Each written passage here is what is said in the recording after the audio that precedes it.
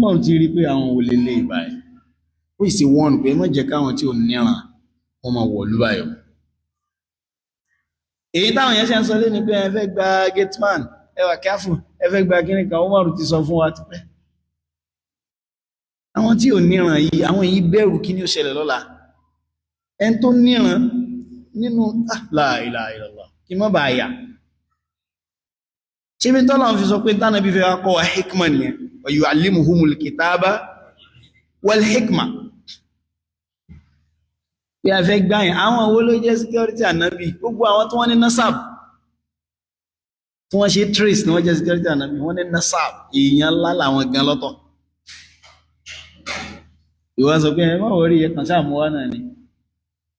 ó kàn sọ èdè kan sí ọ pé wọ́n ni kó ṣàwà lẹ́nu gate kó kàwé ẹ̀mí ẹ̀ ló fi ń ṣe kó kàwà lẹ́nu gate kí ló dé tán fi ní kẹ́ ṣe dáadáa sí lẹ́yìn ìgbà tẹ́wọ́ tó ṣe èèyàn tán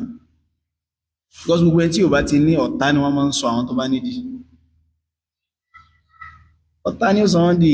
làákàyè ló fi bá gbé tó fi bọ́ọ̀nù wàhálà rẹ̀